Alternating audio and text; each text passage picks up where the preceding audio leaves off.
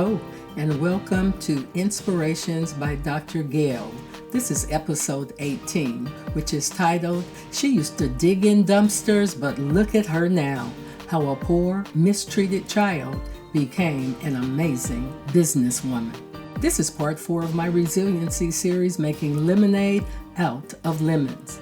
In this series, I share true stories and practical strategies to help us bounce back from adversity and continue to move forward towards our healthy dreams and goals, no matter who or what comes against us. When I was a child, one of the most humiliating events would occur when the welfare investigator came for a visit, or should I say, inspection. After my parents divorced, my mother became a single parent and we had to rely on public assistance or welfare to survive. This meant that a welfare investigator would periodically come to inspect us and our apartment. On the day of the visit, my mother would make sure that my 5 siblings and I looked and behaved our best and that the apartment was spotless. During one of these visits, I remember sitting on the couch with my siblings and trying not to move while the investigator walked around our apartment as if she owned it, opened closet doors and cupboards, and interrogated my mother. The investigator's goal was to make sure that we didn't have another source of income and that no adult male lived on the premises. Otherwise, we would be cut off of public assistance. In addition to having to endure these humiliating visits from welfare investigators, being poor also meant that a lot of the clothes that I wore came from rummage sales and other places where used clothing is sold. In spite of this, my mother always made sure that her kids were well dressed, especially when we went to church or school. Being poor also meant getting free or reduced price school lunches, living in low-income neighborhoods, and eating commodities in the form of cheese, peanut butter, and other food items that the government provided to low-income families. Although my family was on welfare until I was 12 years old, I never thought that I'd find myself on welfare again as an adult, especially after I earned a college degree. But it happened. When I was 8 months pregnant, I learned that the man who said he was going to marry me had already married someone else. So once again, in order to survive, I had to rely on welfare. This was embarrassing and traumatic. In the episode of this podcast titled, What If I Had Killed Myself?, I explained that after becoming a single parent, my life became so difficult that I was actually planning to kill myself. I also explained the reasons why I chose to live. During the time that I was contemplating suicide, I was unemployed, didn't have a car or home of my own, and I viewed myself as a failure. On top of this, shortly after I got off of welfare and started working part-time, I contracted pneumonia but had no health benefits.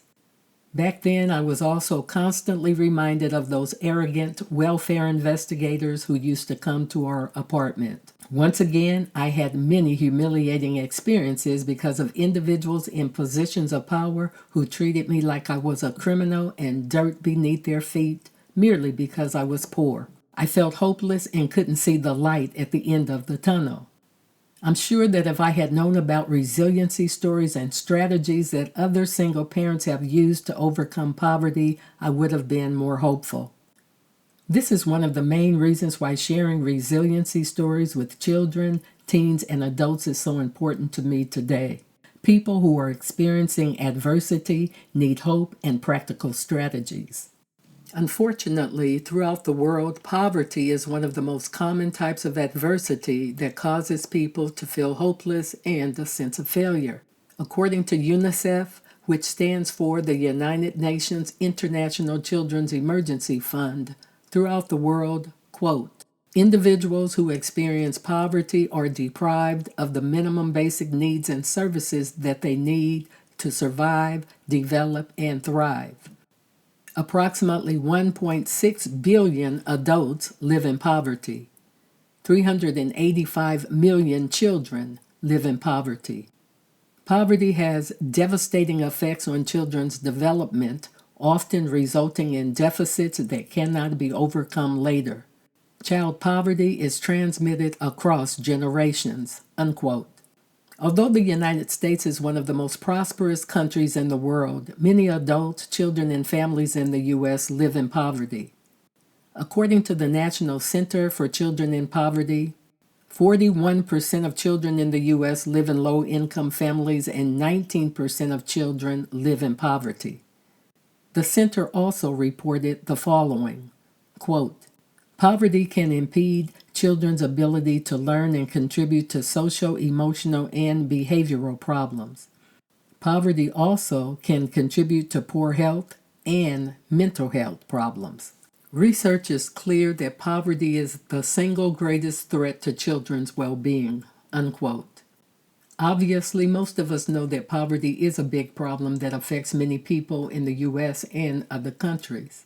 Even if we aren't experiencing poverty ourselves, many of us see homeless people in our communities or other places in the cities in which we live and work. What we don't hear enough about are the stories of individuals who escaped from poverty and the strategies that they used. So please stay tuned, because I'll share 3 resiliency stories that I hope that you'll share with children, teens, and young parents in your network, because often one of the most important gifts that we can give to those who are experiencing adversity is the gift of hope. When we see, hear, or read about famous, rich, and successful people, it's easy to assume that they never struggled. But many wealthy individuals overcame poverty and other forms of adversity. For example, author, playwright, television, and film producer Tyler Perry had an abusive father who often beat him. Tyler was also sexually abused, dropped out of high school, and attempted suicide. At one point, he was so poor that he actually had to sleep in his car. During childhood, music composer Quincy Jones had a mentally ill mother, and he experienced extreme poverty. Here's an excerpt from his autobiography. Quote, I remember the cold. It was a stinging, back-breaking, bone-chilling Kentucky winter cold, the kind of cold that makes you feel like you're freezing from the inside out, the kind of cold that makes you feel like you'll never be warm again.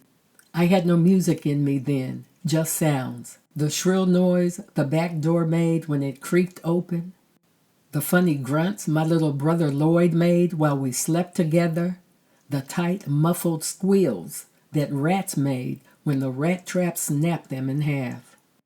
My grandmother did not believe in wasting anything. She had nothing to waste. She cooked whatever she could get her hands on. Mustard greens, okra, possum, chickens, and rats. And me and Lloyd ate them all. We ate the fried rats because we were 9 and 7 years old, and we did what we were told. We ate them because my grandmother could cook them well. But most of all, we ate them because that's all there was to eat, unquote. And then there's Tamala Mann. Several years ago, my husband and I attended one of her concerts. At the time, I had no idea that Tamala Mann, who is a famous gospel singer, actress, and businesswoman, experienced extreme poverty and other forms of adversity during childhood. In her book, titled Us Against the World, which she co-authored with her husband, actor David Mann, Tamala said, quote, I survived some painful things as a child. Some memories were so painful that I blocked them out, unquote. Tamala was born in Texas and was the youngest of 14 children. Most of her siblings were a lot older than she was. She also had a different father than her siblings. Because her skin tone was much lighter than theirs, they nicknamed Tamala the white sheep of the family. In Us Against the World, Tamala said, quote, I guess you could say I grew up in a single-parent home. I had a couple of stepfathers over the years, and our family was very blended, but my mother was the permanent fixture in my life. My biological father wasn't around, and sometimes my stepfathers were there, sometimes they weren't. The closest thing that I had to a father figure was my mother's second husband, Mr. Dahl Cooper. Mr. Cooper loved my mother and always wanted her to reach for the stars. He tried to help her rise beyond her third grade level of education, and I believe he wanted to get Mom out of poverty, but she never did. It's so ironic because my mother had so much faith in God and could believe God for everybody else, but I don't think she had enough faith to come out of poverty." Unquote. Mr. Cooper died when Tamala was 12 years old. After her mother remarried, Tamala's situation got worse. She sensed that her new stepfather didn't like her. To make matters worse, before long he was forcing Tamala and other family members to dig in garbage dumpsters for food. According to Tamala, quote, "As a teenager, my passion and love for singing took off. This was right before my mom remarried. As far as I'm concerned, we were good. Once my stepfather came, things just started tumbling. Mom's demeanor was changing to please him, so it was making me and my siblings very uncomfortable. It was like our lives just changed and went to the pits. I remember being like 15, 16, we would come and dig in dumpsters. Some of my nephews would climb inside and you would just hand each other stuff and put it on the truck. We started going to the dumpster to get food. I was like, 'Mama, don't you see what this dude is doing?'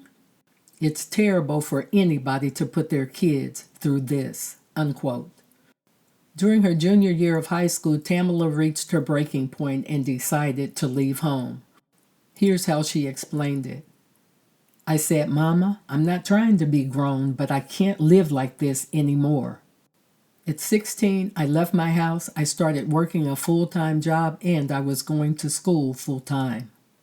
And the most important part of all this is that I was the only one to graduate high school out of all of my siblings. I was living in my car, basically. Nothing that I'm proud of, but I just hit hard times and I didn't have enough to survive." Unquote. When Tamala's boyfriend David found out that she was sleeping in her car, his mother allowed her to move into their home, but soon Tamala learned that she was pregnant. After she became a teen mother, Tamala's story could have had a bad ending. But like Tyler Perry's and Quincy Jones's stories, her story became one of the most inspirational resiliency stories that I know. Today, like Tyler Perry and Quincy Jones, Tamala Mann is a multimillionaire. In addition to overcoming poverty, her many accomplishments include the following. Tamala and David Mann have been married for more than 25 years and they have children and grandchildren. They have their own television show, It's a Man's World. They created their own music and entertainment company, Tilly Mann Music Group. Tamala has won numerous awards for her singing. Most recently, she launched a new clothing line, the Tamala Mann Collection, and she recently became a spokesperson for Weight Watchers. Here's the main point that I hope that you'll take away from this episode. If you are currently struggling financially, poverty doesn't have to be the end of your story.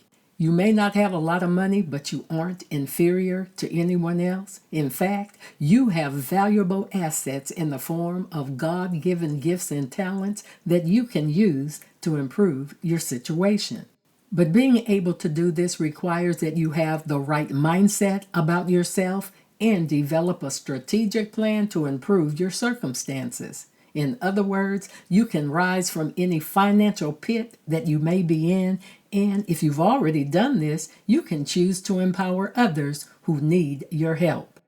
Please stay tuned for the Personal Growth Challenge.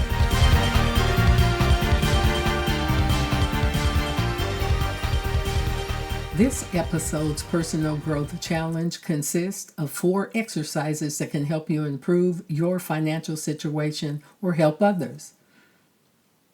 In your personal growth notebook or journal, please do the following. Number 1, examine your mindset and beliefs about your current financial situation and explain them in 1 sentence. Developing the right mindset about your financial situation is important because, as a Bible scripture says, paraphrase, as a person thinks, so is he. This means that your thoughts will determine what you become. If you believe that you'll struggle financially all of your life, this will become your destiny. Here's a related quote from Tamala Mann's Us Against the World. We were poor. My brothers had Social Security checks coming in, and my mother received a welfare check every month. That's how we survived. My family made it on 2 fish, 5 loaves, and a lot of faith. I guess that's why ownership is so important to me now. My mother never owned anything, and I believe that affected her. She didn't own a car. She didn't own a house. She rented houses and borrowed cars, but she never had property in her name. My mother didn't have anything to call her own. As a result, she settled for what people told her she could have instead of dreaming big enough to get what she deserved. Unquote. Number 2, make a list of your talents, the areas in which you are gifted. You may not be gifted with a great singing voice like Tamala Mann, skills to compose music like Quincy Jones, or the ability to create TV shows and films like Tyler Perry. But you have God-given assets that you need to identify and use to improve your life and the lives of others. Number 3, identifying your gifts and talents and having big dreams about your financial future is important, but making those dreams reality will require a strategic plan and a lot of hard work. So, in your journal, explain your strategic plan to improve your financial situation and include how you can use your God-given gifts and talents in this plan. This exercise will also help you determine the specific actions that you need to take to improve your financial situation. Here's some questions to keep in mind. How can I use my God-given gifts and talents to improve my financial situation and help others? Where can I cut back on expenses? Do I need to return to school to get a GED, college degree, or take a vocational course? If so, do I need to visit a public library or search online for financial aid? Do I need to contact bill collectors and work out a reduced payment plan with them? Do I need to work part-time and full-time in order to pay off some bills and start saving money? How can I become an expert on financial literacy? Several personal growth challenges in the following episodes of this podcast can also assist you in developing your strategic plan. Episode 7, Your Big Picture, Starting at the End Instead of the Beginning, contains exercises to help you identify your purpose, connect it to your passion, and determine the impact that you'd like to make.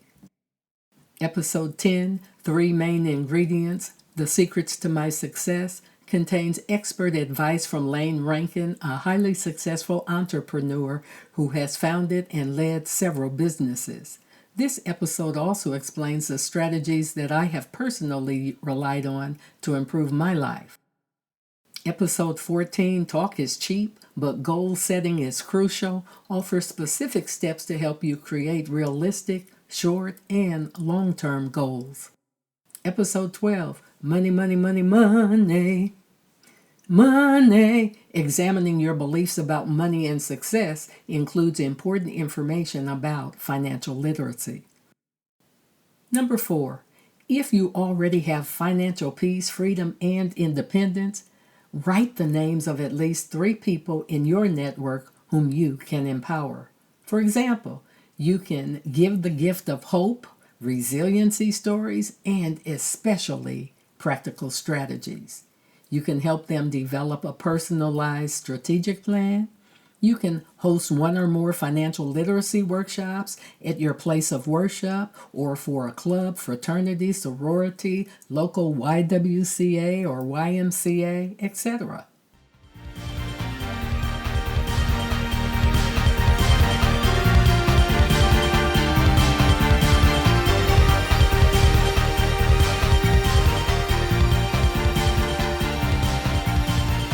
For listening to this episode of Inspirations by Dr. Gail.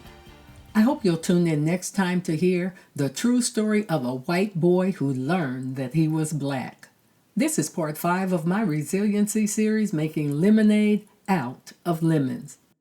For more information about Inspirations by Gail LLC, please visit my website www.drgailthompson.com. That's www.drgail, as in Thompson, HOMP as in Paul, SON.com. If you haven't already done so, please subscribe to this podcast through my website, or you can do this through my YouTube channel, Inspirations by Gail. And please remember to hit the like button. If you're interested in the theme music for this podcast, please check out music by Aaron Nimbus on Apple Music. In the meantime, please remember this. If you're currently struggling financially, poverty doesn't have to be the end of your story. You may not have a lot of money, but you aren't inferior to anyone else. In fact, you have valuable assets, which are God-given gifts and talents that you can use to improve your situation. But being able to do this requires that you have the right mindset about yourself and develop a strategic plan to improve your circumstances. In other words, you can rise from any financial pit that you may be in. And if you've already done this, you can choose to empower others who need your help. Until next time, hugs and blessings. I'm Dr. Gail L. Thompson.